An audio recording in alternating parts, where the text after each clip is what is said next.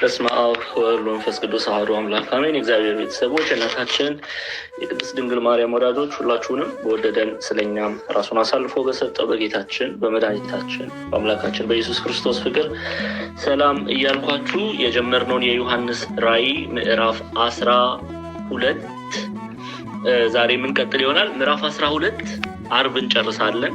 ኦኬ፣ አርብ ዕለት ምዕራፍ 12ን እንጨርስና ምዕራፍ 13 እንጀምራለን። ብዙዎቻችሁ ምዕራፍ 13 ላይ በጣም ብዙ ጥያቄ እንዳላችሁ አውቃለሁ። በጣም በተለይ ይሄ 666 የሚለው ቤተክርስቲያን እንዴት ነው የምትተረጉመው፣ ጥንት ቤተክርስቲያን አባቶች እንዴት ተመለከቱት የሚለውን በስፋት የምናይበት ምዕራፍ ነው። ስለዚህ ምዕራፍ 12ን ጨርሰን ምዕራፍ 13ን የሚቀጥለው ሳምንት ሰኞ እንጀምራለን። ምዕራፍ 13ን የሚቀጥለው ሳምንት ሰኞ እንጀምራለን። ባለፈው ያው ምዕራፍ 12ን ከቁጥር 1 እስከ 4 ድረስ ያለውን ተምረናል።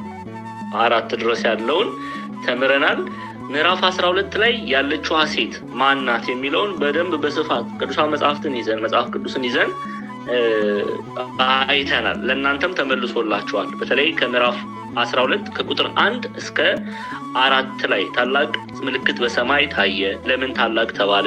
ምልክት መባሉ ምንን ያሳያል? በሰማይ ታየ የተባለውስ ምንድን ነው? ፀሐይን ተጎናጽፋ ጨረቃ ከእግሮቿ በታች ያላት በራሷም ላይ የ12 ከዋክብት አክሊል የሆነላት አንዲት ሴት ነበረች ይላል። 12 ከዋክብት የተባሉት እነማን ናቸው? አክሊል መባሉ ምንድን ነው?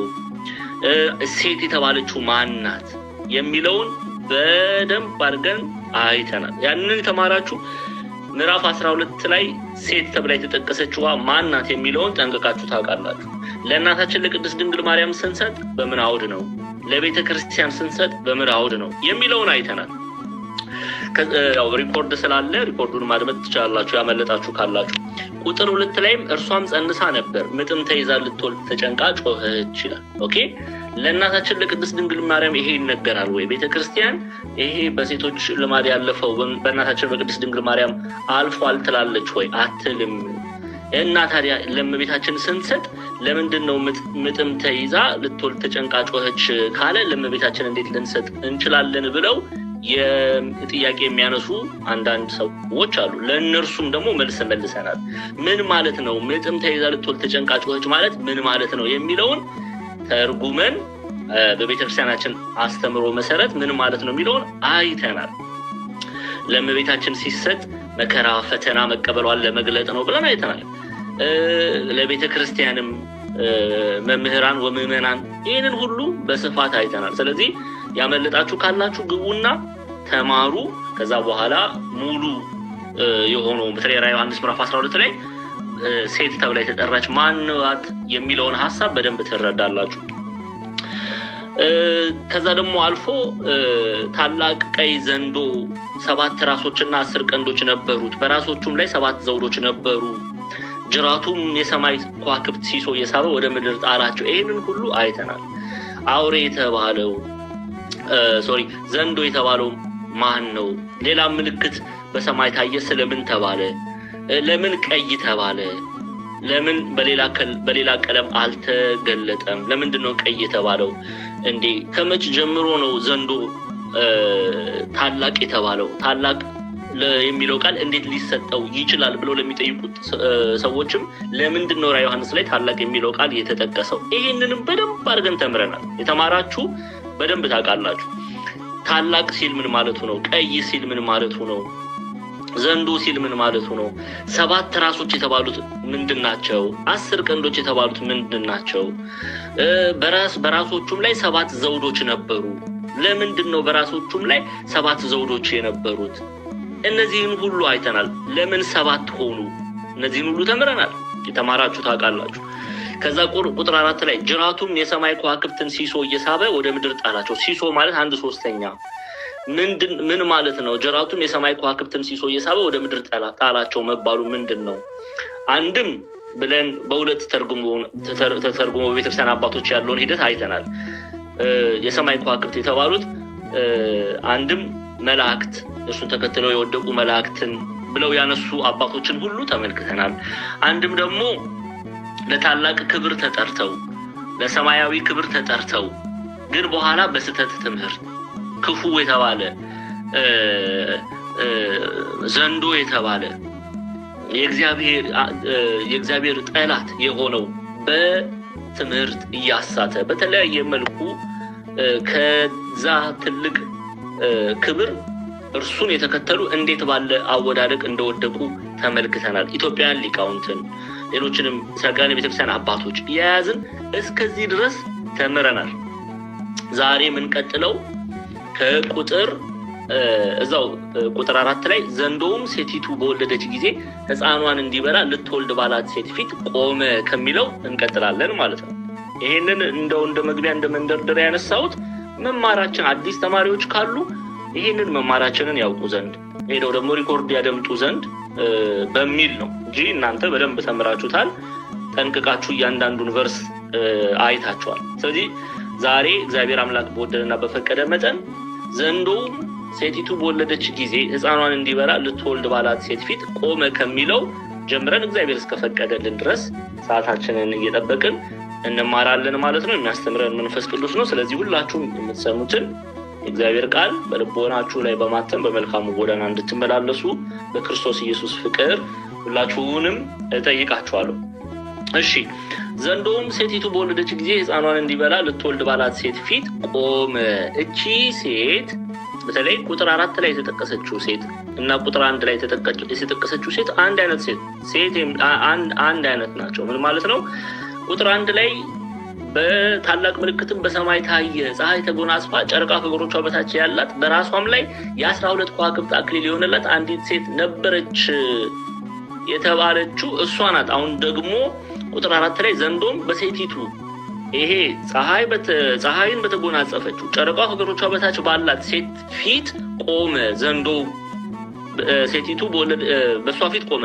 ሴቲቱ ደግሞ ምን ወለደች? ሴቲቱ በወለደች ጊዜ ሕፃኗን እንዲበላ ልትወልድ ባላት ሴት ፊት ቆመ። ወንድ ልጅ ወልዳለች እና በሴቲቱ ፊት ቆመ።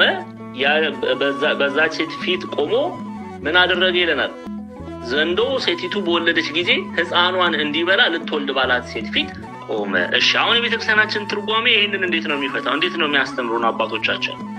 ማወቅና መረዳት ያለብን እቺ ሴት የተባለችው ቤተክርስቲያን ናት።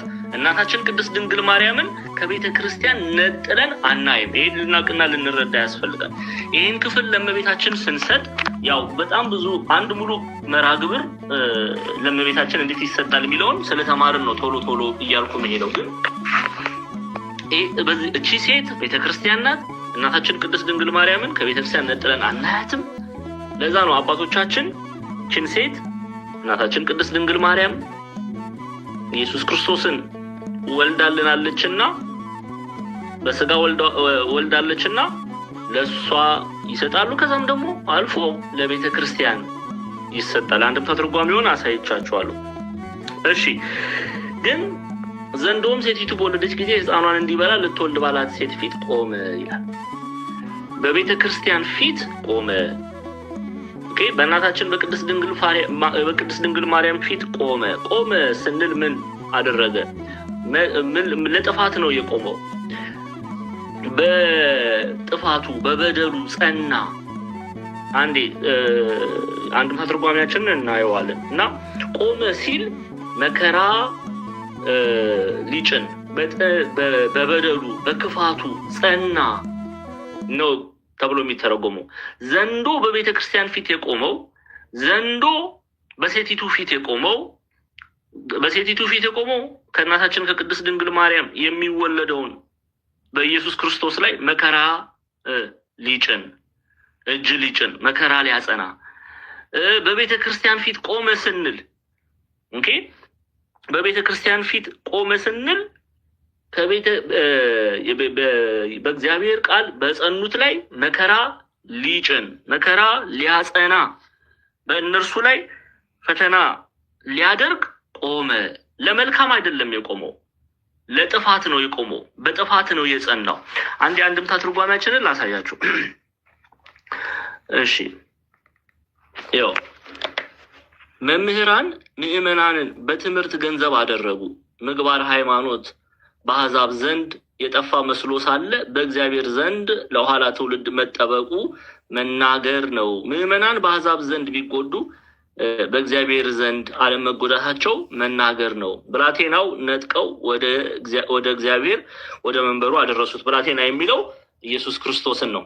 ከዛ በፊት ግን ስለመቆሙ ይላል። እሺ ይኸው በሐሳዊው መሲህ አድሮ መምህራን ምዕመናንን በትምህርት በወለዱ ጊዜ ማን ቤተ ክርስቲያን ይላሉ አባቶቻችን። ምዕመናንን በወለደች ጊዜ መምህራን ምዕመናንን በወለዱ ጊዜ በሐሳዊ መሲህ አድሮ መምህራን ምዕመናንን በትምህርት በወለዱ ጊዜ ምዕመናን ምግባር ሃይማኖት ገንዘብ ባደረጉ ጊዜ ይጣላቸው ዘንድ ሔዋንን ባሳተበት በጥንት ክፋቱ ምን አለ? ጸና። ይኸው በጥንት ክፋቱ ምን አለ? ጸና። ስለዚህ ቆመ ስንል ለጥፋት ነው የቆመው። ኦኬ፣ መቆሙ መጽናቱን ነው። ሔዋንን እንዳሳተ አሁንም ከአማናዊቷ ቤተ ክርስቲያን የተወለዱ ልጆቿን ሊያስት ቆመ። ኦኬ፣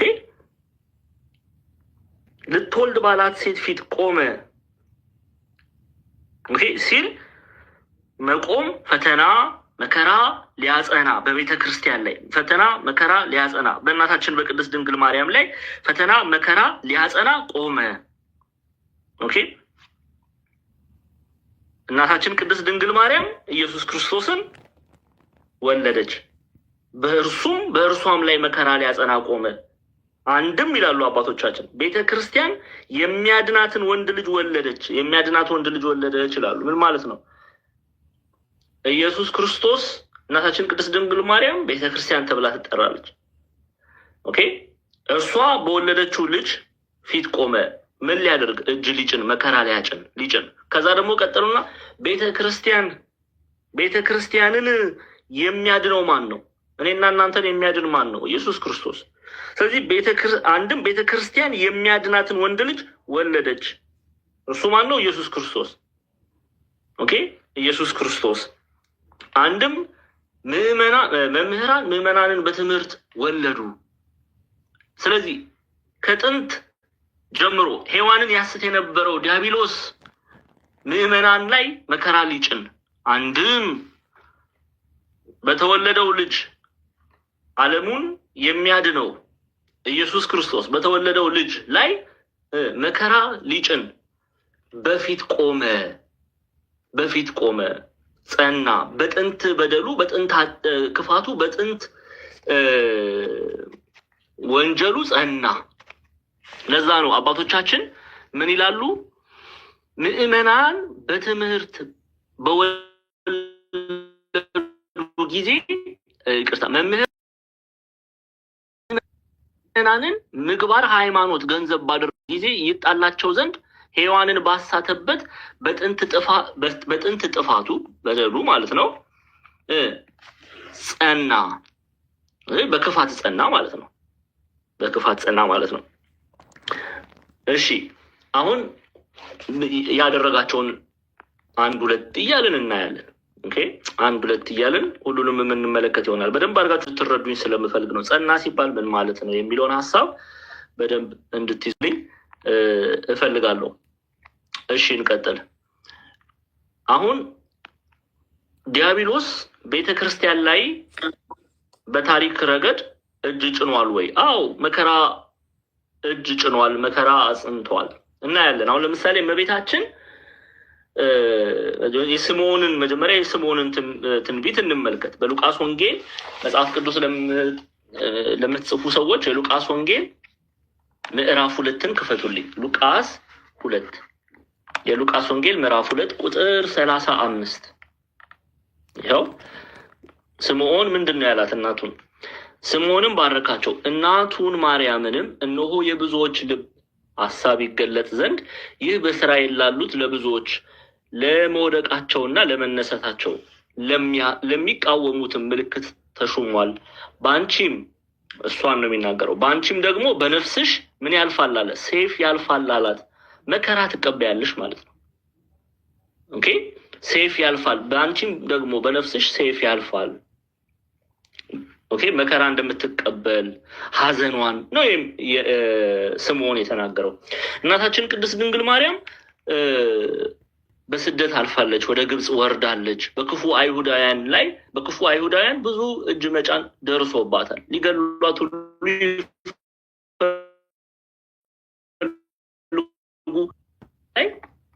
በማቴዎስ ወንጌል ምዕራፍ 2 ከቁጥር 13 ማቴዎስ ወንጌል ምዕራፍ 2 ከቁጥር 13 እነርሱም ከሄዱ በኋላ እነሆ የጌታ መልአክ በሕልም ለዮሴፍ ታይቶ ሄሮድስ ሕፃኑን ሊገድለው ይፈልገዋልና ተነሳ፣ ሕፃኑንና እናቱን ይዘህ ወደ ግብጽ ሽሽ፣ እስክነግርህም ድረስ በዚያ ተቀመጥ አለው። እርሱም ተነስቶ ሕፃኑንና እናቱን በሌሊት ያዘና ከጌታ ዘንድ በነቢይ ልጅ ከግብጽ ጠራሁት የተባለው እንዲፈጸም ወደ ግብጽ ሄደ። ሄሮድስም ሞት ድረስ በዚያ ኖረ። ስለዚህ እናታችን ቅድስት ድንግል ማርያም ጌታችን መድኃኒታችን ኢየሱስ ክርስቶስን ይዛ ተሰዳለች፣ ብዙ መከራ ተቀብላለች። ለዚህ ነው በራእይ መጽሐፍ ወደ ራእይ መጽሐፍ እንመለስ። ራእይ ምዕራፍ 12 ላይ ከቁጥር 4 ማለት ነው። ዘንዶውም ሴቲቱ በወለደች ጊዜ ሕፃኗን እንዲበላ ልትወልድ ባላት ሴት ፊት ቆመ የሚለው ኦኬ። ለእናታችን ለቅድስት ድንግል ማርያም ስንሰጥ እንዲህ ነው የምንመለከተው። መከራ መቀበሏን፣ መሰደዷን፣ ኦኬ መገፋቷን፣ በክፉ አይሁዳውያን መጠላቷን ያንን ነው የምንመለከተው። ቆመ ደግሞ ስንል መከራ ፈተና ጫነ ማለት ነው። ዲያብሎስ ኦኬ። ዘንዶም ሴቲቱ በወለደች ጊዜ ሕፃኗን እንዲበላ ልትወልድ ባላት ሴት ፊት ቆመ። ለዛ ነው አሁንም ደግመን እንየው በደንብ እንድትረዱ አባቶቻችን ምዕመናን በትምህርት በወለዱ ጊዜ ምዕመናን ምግባር ሃይማኖት ገንዘብ ባደረጉ ጊዜ ይጣላቸው ዘንድ ሔዋንን ባሳተበት በጥንት ክፋቱ ጸና። ስለዚህ እናታችን ቅድስት ድንግል ማርያምን ለመጣላት መከራ አጸና። ቤተ ክርስቲያንን ለመጣላት በሐዋርያት ላይ እጅ ጫነ። በክፉ አይሁዳውያን በክፉ ሮማውያን ዘንድ ይሰደዱ ዘንድ መከራ ይቀበሉ ዘንድ እጅ ጫነ ብለን ነው የምንተረጉመው። በቅዳሴ መጽሐፍ ላይ ቅዳሴ ማርያም ላይ ለዚህ ነው ካህኑ በቅዳሴ ማርያም ላይ ላሳያችሁ አንዴ። ካህኑ ምንድን ነው የሚለው? ድንግል ሆይ እርጉም በሆነ በሄሮድስ ዘመን ከእርሱ ጋራ ከሀገር ወደ ሀገር ስትሸሺ ከአንቺ ጋር መሰደዱን አሳስቢ። ድንግል ሆይ ከዓይኖችሽ የፈሰሰውንና በተወደደ ልጅሽ ፊት የወረደውን መሪር እንባ አሳስቢ። ድንግል ሆይ ረሃቡን፣ ጥሙን፣ ችግሩን፣ ሐዘኑን ከእርሱ ጋር የደረሰብሽን ጭንቅ ሁሉ አሳስቢ። ጥፋትን አይደለ ይቅርታን አሳስቢ። መዓትን አይደለ ምሕረትን አሳስቢ። ለጻድቃን አይደለ ለኃጥአን አሳስቢ። ለንጹሐን አይደለ ለተዳደፉት አሳስቢ የሚለው በቅዳሴ ላይ እንዲህ ያለ ጸሎት የሚያቀርበው ካህኑ ለምን መከራዋን ደርሶባታል። በሄሮድስ በአይሁዳውያን ዘንድ የደረሰባትን መከራ፣ መራብ፣ መጠማቷን፣ መሰደዷን እያሰበ ካህኑ ምልጃን ታቀርብ ዘንድ በቅዳሴ ስርዓት ላይ ቅዳሴ ማርያም ላይ ይህንን ክፍል ያነሳዋል። ስለዚህ ይህንን ስንናገር ይጣላቸው ዘንድ በጥፋቱ በክፉ ግብሩ ጸና ተብሎ ነው የሚተረጎመው። ኦኬ በክፉ ግብሩ ጸና። እሺ እንቀጥል እዛው ክፍል ላይ። ስለዚህ ዘንዶውም ሴቲቱ በወለደች ጊዜ ሕፃኗን እንዲበላ ልትወልድ ባላት ሴት ፊት ቆመ። አንድም ደግሞ ሴት የተባለችው ማናት? ቤተክርስቲያን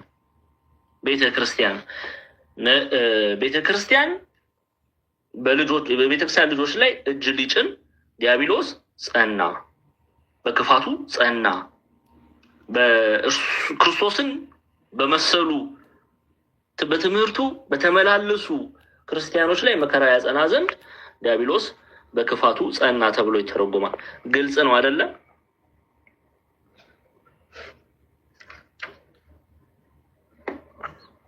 ግልጽ ነው። በደንብ እየተረዳችሁ ነው። ምንም ያስቸኩለን ነገር የለም። ምዕራፍ 12 በደንብ አውቃችሁ እንድትሄዱ ነው የምፈልገው። አዎ እሺ፣ እንቀጥላለን ማለት ነው። እዚህ ዘንዶውም ሴቲቱ በወለደች ጊዜ ሕፃኗን እንዲበላ ልትወልድ ባላት ሴት ፊት ቆመ።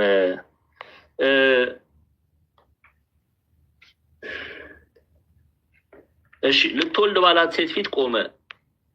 ማንን ነው የምትወልደው? ኢየሱስ ክርስቶስን፣ ካለመኖር ወደ መኖር ያመጣንን። ኦኬ፣ ቤዛ ሆኖ እኔና እናንተን ያዳነው ኢየሱስ ክርስቶስን፣ የዓለሙን ንጉስ፣ የነገስታት ንጉስ፣ የጌቶች ጌታ ብለን የምንጠራውን ኢየሱስ ክርስቶስን ነው እቺ ሴት የወለደችው። ኦኬ፣ እቺ ሴት የወለደችው በእርሱ ፊት መቆሙ በእርሱ ላይም መከራ በመጫን መጽናቱን ነው የሚናገረው። ይሄን ደግሞ ቅዱስ ጳውሎስ ይነግረናል። ቅዱስ ጳውሎስ በተሰሎንቄ መጽሐፉ ላይ በደንብ ስሙኝ። አንደኛ ተሰሎንቄ እንመለስ። አንደኛ ተሰሎንቄ ምዕራፍ 2 ቁጥር 5 ላይ ይሄንን ያሰፍራል። ለምትጽፉ ሰዎች አንደኛ ተሰሎንቄ ምዕራፍ 2 ቁጥር 5 ይኸው። አንደኛ ተሰሎንቄ ምዕራፍ 2 ቁጥር 15 ይቅርታ፣ ይኸው ከቁጥር 14 ጀምሮ ላንብብላችሁ። እናንተ ወንድሞች ሆይ ይላል፣ በይሁዳ የሚኖሩትን በክርስቶስ ኢየሱስ ያሉትን የእግዚአብሔርን ማህበሮች የምትመስሉ ሆናችኋልና አለ። እነርሱ ከአይሁድ መከራ እንደተቀበሉ መከራ እንደተቀበሉ እናንተ ደግሞ ያንን መከራ ከሀገራችሁ ሰዎች ተቀብላችኋልና። እነዚያም አለ፣ አሁን አይሁዳውያንን ነው የሚናገረው። ጌታችን መድኃኒታችን ኢየሱስ ክርስቶስ በዚህ ምድር በተመላለሰበት ወራት መከራ ተቀብሏል። ከማን? ከክፉ አይሁዳውያን። መጽሐፍ ቅዱስ ክፉ አይሁዳውያን በክፉ አይሁዳውያን በኃጢአተኛ እጅ ይላቸው። ኃጢአተኛ እጅ ደግሞ የሚለው ሮማውያንን ነው። በአይሁዳውያንና በሮማውያን እጅ ጌታችን መድኃኒታችን ኢየሱስ ክርስቶስ መከራ ተቀብሏል። ስለዚህ ቅዱስ ጳውሎስ የተሰሎንቄ ምዕመናንን ያንን እያሳሰባቸው ምን ይላቸዋል? እነዚያም ጌታን ኢየሱስ ደግሞ ገደሉ፣ ነቢያትንም እኛንም አሳደዱ አለ። እነዚያ ያለው አይሁዳውያንን ነው። እግዚአብሔርንም ደስ አያሰኙም፣ ሰዎችንም ሁሉ ይቃወማሉ ይላል። ሰዎችን ሁሉ ምን ይላሉ? ይቃወማሉ። ስለዚህ እናንተ የተሰሎንቄ መልእክቱን ሲጽፍ ተሰሎንቄ ምዕመናን በመከራ ውስጥ እያለፉ ነበር። ስለዚህ እናንተ በመከራ ውስጥ እንደምታልፉ ጌታችን መድኃኒታችን ኢየሱስ ክርስቶስ ላይም ነቢያቱም ላይም መከራ ጭነዋል። አይሁዳውያን መከራ እንደተጫነባቸው እናንተም መከራ እንደጫኑ በክርስቶስና በነቢያቱ እርሱን በተከተሉት ላይ እናንተ ላይም እርሱን በማመናችሁ መከራ ተጭኖባችኋል እያለ ነው። ለዛ ነው እናንተ ወንድሞች ሆይ በይሁዳ የሚኖሩትን በክርስቶስ ኢየሱስ ያሉትን የእግዚአብሔርን ማህበሮች የምትመስሉ ሆናችኋልና እነርሱ ከአይሁድ መከራ እንደተቀበሉ እናንተ ደግሞ ያንን መከራ ከሀገራችሁ ሰዎች ተቀብላችኋልና እነዚያም ጌታን ኢየሱስ ደግሞ ገደሉ። አያችሁ አይደለ? እነዚያ ጌታ ኢየሱስን ገደሉ። እነማን? አይሁዳውያን። ከዛስ ነቢያትንም እኛንም ሐዋርያትንም አሳደዱ፣ ቤተክርስቲያንን አሳደዱ። እግዚአብሔርንም ደስ አያሰኙም፣ ሰዎችንም ሁሉ ይቃወማሉ። ለምን? እነሱ አባታቸው ማን ነውና ነው። ዲያብሎስ ሴት ልጅ ልትወልድ ባላት ሴት ፊት የቆመው ዘንዶ የእሱ ስራ ፈጻሚዎች ናቸው። ስለዚህ ዘንዶ ሲል ሴቲቱን አንድም እናታችን ቅድስት ድንግል ማርያምን እመቤታችንን ከቤተክርስቲያን ለይተን አናያትም።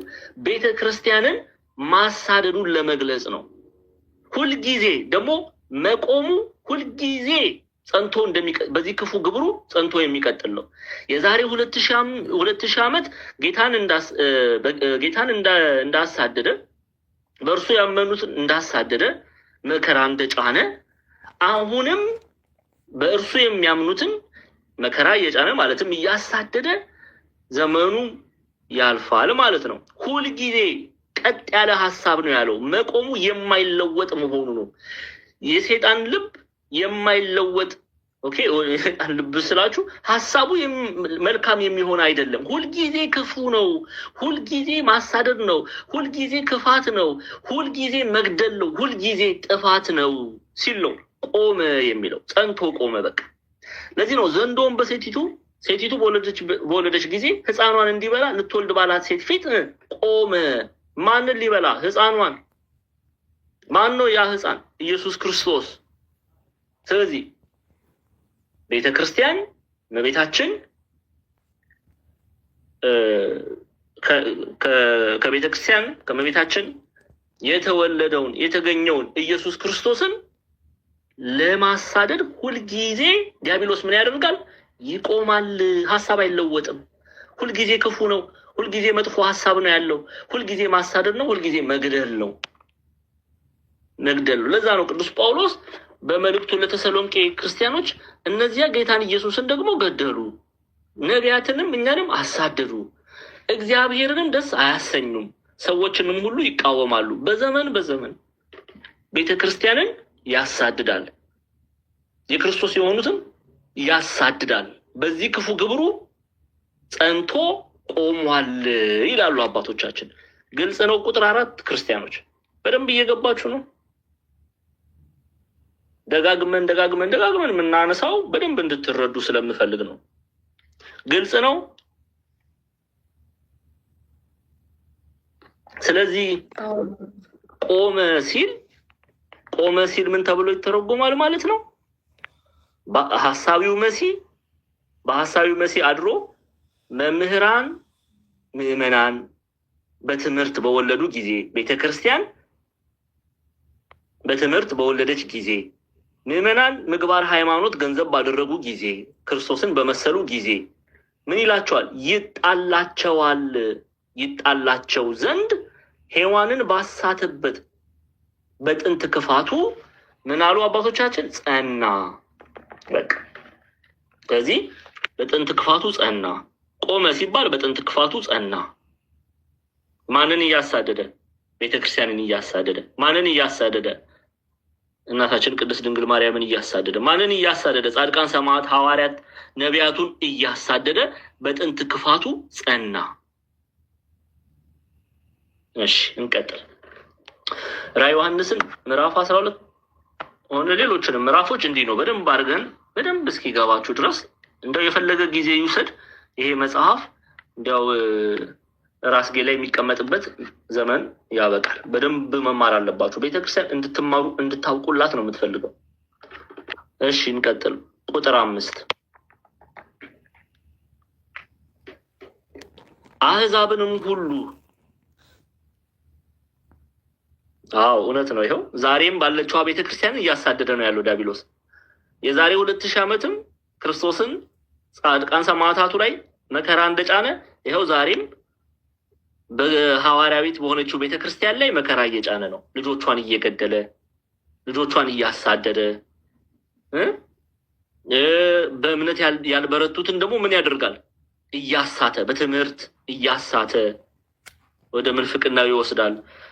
በግብር መጥፎ ግብር እንዲላበሱ እያደረገ በዘፈን በኃጢአቱ በምኑ እያደረገ ከእግዚአብሔር እንዲርቁ ያሳድዳል። ዛሬም ድረስ ምን ብሎ ቆሟል? ጸንቶ ቆሟል። ቅዱስ በራዕየ ዮሐንስ ምዕራፍ 12 ላይ ቆመ ያለው ቃል ዘላለማዊ ነው። በቃ ሁሌ ነው የሚቆመው። ክፉ ዲያብሎስ ሁሌ ነው የሚቆመው ቤተክርስቲያንን ለማሳደድ።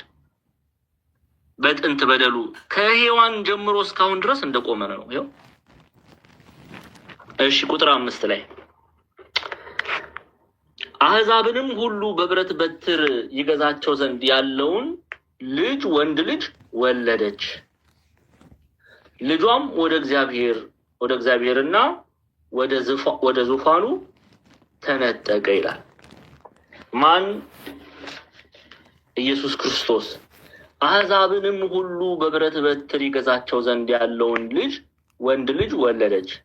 ጌታችን መድኃኒታችን ኢየሱስ ክርስቶስን ነው የሚናገረው ይሄ ክፍል ላይ። ማን ናት የወለደችው? እናታችን ቅድስት ድንግል ማርያም ማንን ወለደች? ኢየሱስ ክርስቶስን ወለደች። እርሱ ማን ነው? እርሱ ንጉስ ነው። ኦኬ፣ እርሱ ገዢ ነው። እርሱ አልፋና ኦሜጋ ነው። የአሕዛብም የሕዝብም አምላክ ገዢ ማን ነው? ኢየሱስ ክርስቶስ። እርሱን ምን አለች? ወለደች። ከዛ አሕዛብንም ሁሉ በብረት በትር ይገዛቸው ዘንድ ያለውን ልጅ ወንድ ልጅ ወለደች። ይሄ ልጅ ማን ነው? ኢየሱስ ክርስቶስ ነው። እሺ እንድትይዙ ፈልጋለሁ። ልጇም ግን ወደ እግዚአብሔርና ወደ ዙፋኑ ተነጠቀ ይላል። ምን ማለት ነው? ልጇ ወደ እግዚአብሔርና ወደ ዙፋኑ ተነጠቀ ምን ማለት ነው? ትርጓሜውን እናያለን። በሁለት አንድም ከዲያብሎስ መሸሹን ይገልጻል፣ ዲያብሎስ መሸነፉን ይገልጻል። ልጇ ወደ እግዚአብሔር ተነጠቀ ሲል ይላሉ አንዳንድ አባቶች ከዚህ ዓለም ገዢ ተሰወረ ማለት ነው ብለው ተርጉሞ አስቀምጦታል። ከዲያብሎስ ማለት ነው። ከዚህ ዓለም ገዢ ዲያብሎስ ተሰወረ ማለት ነው። ኦኬ። አንድም ደግሞ ስራውን ጨርሶ የዓለም ቤዛ ሆኖ ወደ ማረጉን ይገልጻል። የሉቃስ ወንጌል ምዕራፍ 24 ላይ እና ሐዋርያት ሥራ ምዕራፍ 1 ላይ ያለውን ክፍል እንመለከተዋለን። ሉቃስ 24 እና ሐዋርያት ሥራ ምዕራፍ 1 ከቁጥር 8 እስከ 9። ስለዚህ ልጇ ወደ እግዚአብሔር ተነጠቀ ሲል ከዚህ ዓለም ገዢ ዲያብሎስ ተሰወረ፣ ድል አደረገው፣ አሸነፈው። ዲያብሎስ ተሸነፈ በማን? በኢየሱስ ክርስቶስ። ያንን ሐሳብ ይገልጻል።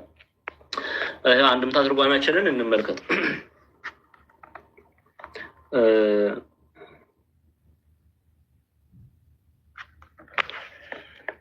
ብላቴናውም ይላል። ኦኬ፣ ብላቴናው የተባለው ኢየሱስ ክርስቶስ ነጥቀው ወደ እግዚአብሔር ወደ መንበሩ አደረሱት፣ በተወደደ በጽኑ ስልጣን የሚጠብቃቸው መምህራን ምዕመናን ወደ ገዳም ሸሽተው ሄዱ ይላል። እሱን በቀጣይ ቨርስ ላይ በደንብ በስፋት አብራርተን እናየዋለን። ግን እርገቱን የሚናገር ነው፣ ማረጉን የሚናገር ነው። አንድም ዲያብሎስን ድል አድርጎ ከዲያብሎስ መሸሹን የሚናገር ነው። የመጽሐፍ ቅዱስ በሉቃስ ወንጌል ምዕራፍ 24 ላይ እና ሐዋርያት ሥራ ምዕራፍ 1 ላይ በስፋት ይሄንን ያነሳል። ሉቃስ 24 ከቁጥር 51 እስከ 53 ያለውን ክፍል እንመልከት። ይኸው ሲባርካቸውም ከእነርሱ ተለየ፣ ወደ ሰማይም አረገ። እነርሱም ሰገዱለትና በብዙ ደስታ ወደ ኢየሩሳሌም ተመለሱ። ሐዋርያት ዘውትርም እግዚአብሔርን እያመሰገኑ እየባረኩ በመቅደስ ኖሩ። ሞትን ድል አደረገ ኢየሱስ ክርስቶስ። ሞትን ድል አድርጎ ዲያብሎስን ድል አድርጎ ዲያብሎስን አሸንፎ ምን አለ? ወደ ሰማይ አረገ። የዲያብሎስን ሽንፈት እያበሰረልን ነው። የዲያብሎስን ሽንፈት እያበሰረልን ነው። ሐዋርያት ሥራ ምዕራፍ 1 ላይ ስትመጡ ይህንን ሐሳብ በስፋት ታዩታላችሁ። ቴዎፍሎስ ለተባለው ሰው ሉቃስ፣ በነገራችን ላይ ሉቃስ ወንጌልና ሐዋርያት ሥራ ያው ቅዱስ ሉቃስ እንደጻፈው ይነገራል። ሐዋርያት ሥራ ምዕራፍ 1 ላይ ከቁጥር 8 ጀምራችሁ ስታነቡ ነገር ግን መንፈስ ቅዱስ በእናንተ ላይ በወረደ ጊዜ ኃይልን ትቀበላላችሁ፣ በኢየሩሳሌምም በይሁዳም ሁሉ በሰማርያም እስከ ምድር ዳርም ድረስ ምስክሮቼ ትሆናላችሁ አለ ካለ በኋላ ይህንም ከተናገረ በኋላ እነርሱ እያዩት ከፍ ከፍ አለ፣ ደመናም ከዓይናቸው ሰውራ ተቀበለችው። እርሱም ሲሄድ ወደ ሰማይ ትኩር ብለው ሲመለከቱ ሳሉ እነሆ ነጫጭ ልብስ የለበሱ 2 ሰዎች ባጠገባቸው ቆሙ። ደግሞም የገሊላ ሰዎች ሆይ ወደ ሰማይ እየተመለከታችሁ ስለምን ቆማችኋል? ይህ ከእናንተ ወደ ሰማይ የወጣው ኢየሱስ ወደ ሰማይ ሲሄድ እንዳያችሁት እንዲሁ ምን ይላል? ይመጣል አሏቸው። በዚያን ጊዜ ደብረ ዘይት ከሚባለው ተራራ ወደ ኢየሩሳሌም ተመለሱ። እርሱም ከኢየሩሳሌም የሰንበት መንገድ ያህል የራቀ ነው። ምን ማለት ነው? መጽሐፍ ቅዱስ የሰንበት መንገድ ያህል የራቀ ነው ሲል እስራኤላውያን አይሁዳውያን በሰንበት ብዙ መንገድ አይሄዱም፣ ብዙ ሩቅ መንገድ አይሄዱም። ስለዚህ የተራመዱት ቅርብ መሆኑን ለመግለጽ ነው የሰንበት መንገድ ያህል የራቀ ነው የተባለው። ኤኒዌይስ እንመለስ። ራዕየ ዮሐንስ ምዕራፍ 12 ላይ እንመለስ። ራዕየ ዮሐንስ ምዕራፍ 12 ስለዚህ ቁጥር 5 ላይ ነው ያለነው። ልጇም ወደ እግዚአብሔር ዙፋን ተነጠቀ ሲል ዲያብሎስን ድል አድርጎ ሞትን ድል አድርጎ አረገ። ዲያብሎስ ተሸነፈ፣ ከዲያብሎስ ተሰወረ እያሉ ሊቃውንት ቤተክርስቲያን ይተረጉሙታል። ኦኬ። በነገራችን ላይ ጌታችን መድኃኒታችን ኢየሱስ ክርስቶስ ሞትን ድል አድርጎ በመነሳቱ እኛም በእርሱ ያመንን በእርሱ ኃይል፣ በደንብ ስሙኝ እዚህ ጋር በማን ኃይል? በእርሱ ኃይል፣ በእግዚአብሔር ኃይል እኛም ነገ ሞትን ድል አድርገን እንነሳለን ክርስቲያኖች። ይሄ ተስፋችን ነው። ይሄ ተስፋችን ነው። ታስታውሳላችሁ ሐዋርያው ቅዱስ ጳውሎስ በአንደኛ ቆሮንቶስ ምዕራፍ 5 ላይ ምንድን ነው ያለው ስለ ትንሣኤ ሲናገር? እንመለስ። ክርስቶስ ኢየሱስ ከሙታን ባይነሳ ኖሮ እሺ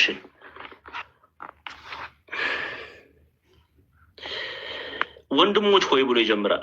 ቁጥር 15 ከቁጥር 1 ጀምሬ ነው። እሺ ማለት ምዕራፍ 15 ቁጥር 1 ጀምሬ ነው ማለት ነው። ወንድሞች ሆይ የሰበኩላችሁን ደግሞም የተቀበላችሁትን በእርሱም ደግሞ የቆማችሁበትን በእርሱ ደግሞ የምትድኑበትን ወንጌል አሳስባችኋለሁ አለ።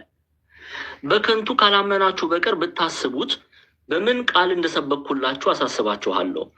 እኔ ደግሞ የተቀበልሁትን ከሁሉ በፊት አሳልፌ የሰጠኋችሁ እንዲህ ብዬ መጽሐፍ እንደሚል ክርስቶስ ስለ ኃጢአተኞች ሞተ ተቀበረም ካለ በኋላ ስሙ፣ መጽሐፍም እንደሚል በሶስተኛው ቀን ምን አለ? ተነሳ። ኦኬ። ከዛስ ለኬፋም ታየ፣ በኋላም ለ12ቱ፣ ከዚያም በኋላ ከ500 ለሚበዙ ወንድሞች በአንድ ጊዜ ታየ። ከእነርሱም የሚበዙት እስካሁን አሉ፣ አንዳንዶች ግን አንቀላፍተዋል። ከዚያ በኋላ ለያዕቆብ ኋላም ለሐዋርያት ሁሉ ታየ። ከሁሉ በኋላ እንደ ጭንጋፍ ለመሆን ለእኔ ደግሞ ታየኝ።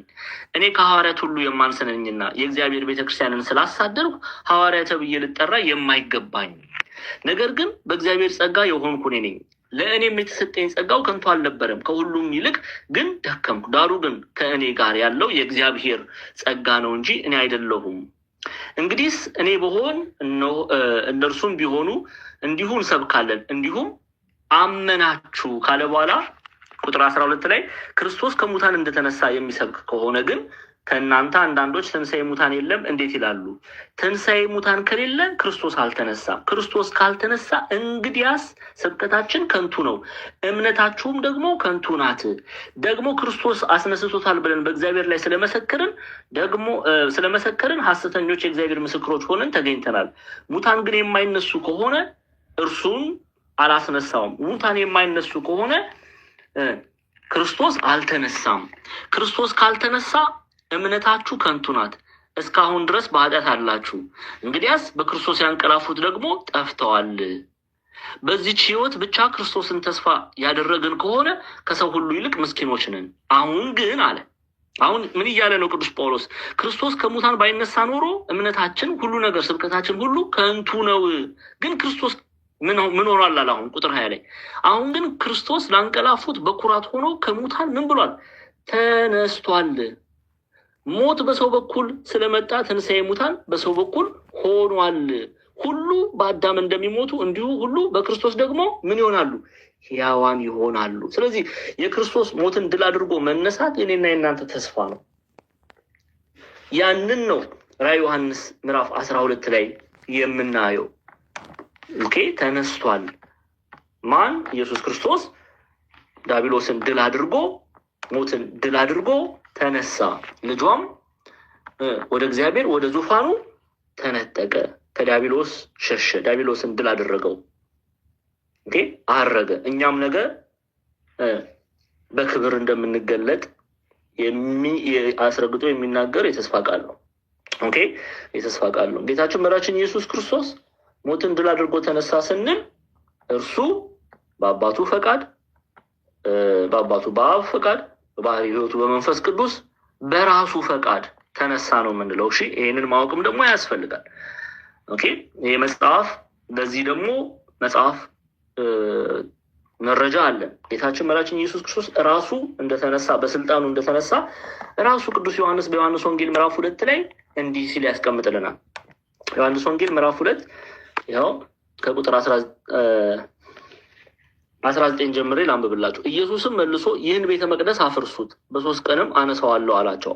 እሱ የሚያወራው ቤተ መቅደስ እያለ የሚያወራው ስለ ሰውነቱ ነው። ስለዚህ ኢየሱስም መልሶ ይህን ቤተ መቅደስ አፍርሱት፣ በ3 ቀንም አነሳዋለሁ አላቸው። አሁን ሉክ አይሁዳውያን ምን እንዳሉት።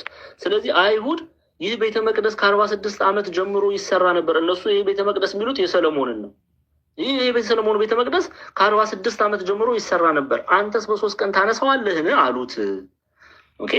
እርሱ ግን ይላል ክርስቶስ ስለ ሰውነቱ ቤተ መቅደስ ይል ነበረ። ስለዚህ ከሙታን ከተነሳ በኋላ ደቀ መዛሙርቱ ይህን እንደተናገረ አሰቡ፣ መጽሐፍንና ኢየሱስ የተናገረውን ቃል አመኑ ይላል። ስለዚህ ቤተክርስቲያናችን በእግዚአብሔር አብ ፈቃድ፣ በእግዚአብሔር ወልድ ፈቃድ፣ በእግዚአብሔር መንፈስ ቅዱስ ፈቃድ፣ በራሱ ፈቃድ፣ በአባቱ ፈቃድ፣ በመንፈስ ቅዱስ ፈቃድ እንደተነሳ ታስተምራለች። እኛ ግን ነገ ከሙታን መካከል ሞትን ድል አድርገን ብንነሳ በማን ኃይል ፈቃድ ነው? በእግዚአብሔር ኃይል ፈቃድ ነው። ይሄንንም ማወቅና መረዳት ያስፈልጋል። ለዚህ ነው አባቶቻችን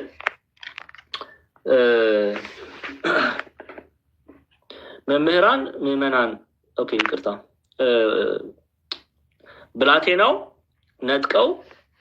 ብላቴናውን ነጥቀው ወደ እግዚአብሔር ወደ መንበሩ አደረሱት፣ በተወደደ በጽኑ ስልጣን የሚጠብቃቸው ያሉ ማረጉን ለመግለጽ የተነገረ ክፍል እንደሆነ ራዕየ ዮሐንስ ምዕራፍ 12 ላይ ያለውን አንስተው ያሉና ራዕየ ዮሐንስ ምዕራፍ 12 ቁጥር 5 በዚህ ነው የምንመለከተው። ልጇም ወደ እግዚአብሔርና ወደ ዙፋኑ ተነጠቀ። ልጇ የተባለ ማን ነው? ኢየሱስ ክርስቶስ። ልጇ የተባለ ማን ነው? ኢየሱስ ክርስቶስ። ይህንን ማወቅ ያስፈልጋል። ተነጠቀ ሲል ምን ማለት ነው? አባቶች ምን ብሎ ተርጉሞታል? ከዲያብሎስ ተሰወረ። ኦኬ፣ እርገቱን ይናገራሉ። እሺ፣ ግልጽ ነው አይደለ?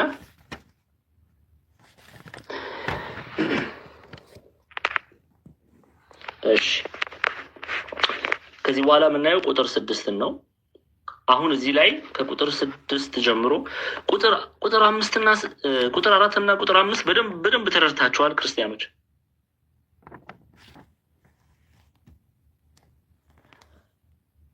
በደንብ ተረድታችኋል?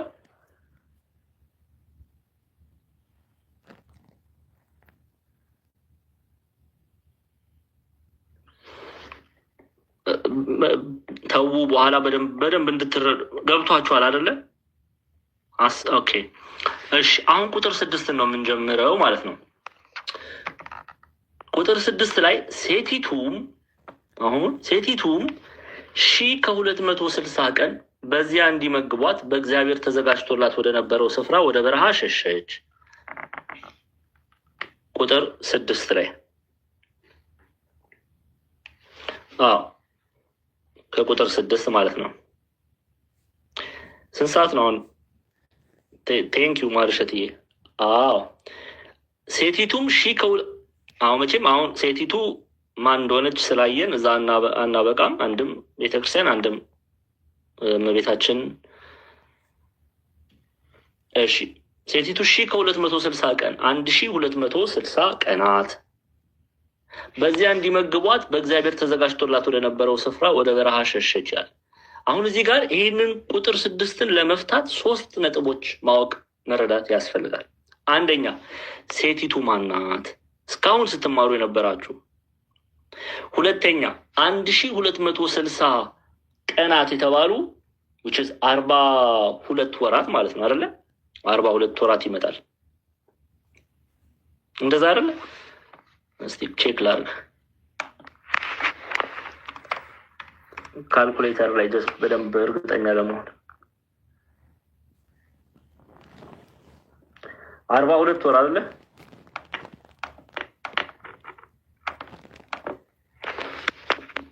42 በ30 1260። እሺ፣ እችን እንዳትረሱ። አሁን ለዛሬ የምትይዙልኝን ረቡዕ ዕለት ከቁጥር 6 ኦልሞስት እግዚአብሔር ከረዳን እስከ 13 ያለውን እንጨርሳለን። ግን ዛሬ እችን ለነዚህ ያሉ ሴቲቱም 1260 ቀን 1260 ቀን 42 ወር ነው። 42 ወር መሆኑን እንድትይዙልኝ ይፈልጋለሁ። ቅድም ቼክ አድርገናል። 42 ወር 1260 ቀን በዚያ እንዲመግቧት። እነማን ናቸው የሚመግቧት? ምንድነው የምትመገበው? እሱንም እናያለን። በእግዚአብሔር ተዘጋጅቶላት ወደ ነበረው ስፍራ ወደ በረሃ ሸሸች። በረሃ የተባለ ምንድን ነው? ለምን ወደ በረሃ ሸሸች የሚለውን እናያለን። ኦኬ የሚለውን እናያለን። ከዛ በኋላ ሰባት በሰማይ ሰልፍ ሆነ፣ ሚካኤል መላእክቱ ዘንዶን ተዋጉ እያልን የምንቀጥል ይሆናል። እዚህ ላይ እናቁም። ቁጥር 6 ላይ እናቁም። እዚህ ቁጥር 6 ላይ እናቁም። ዛሬ ያው መጀመሪያም ቀን ስለሆነ ሰላም ስንባባል ትንሽ ስለቆየን መሽቷል። አሁን እንዲህ ደክሟችሁ አይደለም ይሄን መማር ያለብን፣ ምክንያቱም በጣም በጣም በጣም ቬሪ ኢምፖርታንት የሆነ ክፍል ነው። ቁጥር 6 በጣም ይሄንን ሀሳብ ብዙ ሰዎች በተለየ መልኩ ሲተረጉሙ፣ ምዕመናንን ሲያስቱ፣ የቤተክርስቲያንን ትምህርት ሳይገልጡ ሲናገሩ ይታያል እና ይሄ ምዕራፍ 12 ምዕራፍ 13 666 የተለያየ ነገር ነው የሚነገሩ። ስለዚህ ተጠንቅቃችሁ ማወቅ መረዳት አለባችሁ። ስለዚህ ከቁጥር 6 ነው የምንጀምረው፣ ረቡዕ ዕለት ማለት ነው። ኦኬ ከዛ በፊት ግን 1260 42 ወራት መሆኑን ያዙልኝ። ከዛ እንቀጥላለን ማለት ነው። ቁጥር 6 እስከ 13 ያለውን ረቡዕ እንጨርሳለን። ኦኬ ከቁጥር 6 ብዙ ጊዜ ነው እዚህ ቁጥር 6 ላይ በደንብ አድርገን እናየዋለን። ጊዜ ይፈልገናል። ስለዚህ ጊዜ አሁን መጀመር አልፈለኩም፣ በደንብ እንድትረዱት ስለምፈልግ። ከዛ ከቁጥር 7 እስከ 13 ያለውን 6ን ጨምሮ ረቡዕ እንጨርሳለን። ከዛ ዓርብ ዕለት በቃ ከቁጥር 14 እስከ 17 ያለውን ጨርሰን 13 ላይ እንላለን ማለት ነው። ምዕራፍ 13ን እንጀምራለን። አሁን ምዕራፍ 13 ላይ 666 የሚለውን ቁጥር 666 ነው ይላል። በቁጥር 18 ላይ አእምሮ ያለው የአውሬውን ቁጥር ይቁጠረው፣ ቁጥሩም የሰው ቁጥር ነውና ቁጥሩም 666 ነው። ይሄ ቁጥር በቤተክርስቲያናችን ትምህርት በቀደሙት የቤተክርስቲያን ኤንሽንት ፋዘርስ የቀደሙት የቤተክርስቲያን አባቶች ምን ብለው ተርጉመዋል፣ ምን ብለው አስተምረዋል የሚለውን እንመለከታለን ማለት ነው። ያስተማረን የገሰጸን የቅዱሳን አባቶቻችን አምላክ ጌታችን አምላካችን አባታችን መድኃኒታችን ኢየሱስ ክርስቶስ ስሙ ከአጥናፍ እስከ አጥናፍ የከበረ የተመሰገነ ይሁን። እጅጉን የምንወዳት እናታችን ቅድስት ድንግል ማርያም ጸሎቷ ምልጃዋ ከኔና ከእናንተ ጋር ይሁን። ዛሬ እንግዲህ እቺ ሴት ማናት የሚለውን አይተናል። የወለደችው ልጅ ማን ነው የሚለውን አይተናል። ለምንድን ነው በእሷ ፊት ቆመ የሚለውን አይተናል። ቆመ የሚለው ምንን ይገልጻል የሚለውን አይተናል። ወደ ዙፋኑ ተነጠቀ ማለት ምን ማለት ነው የሚለውን አይተናል። እንግዲህ እግዚአብሔር አምላክ እየረዳን ረቡዕ ዕለት ደግሞ ቀጣዩን ክፍል እንመለከታለን ማለት ነው። ሁላችሁንም እጅግ አድርጌ አመሰግናለሁ። ቀሲስዬ ዲያቆን ተቀበሉ።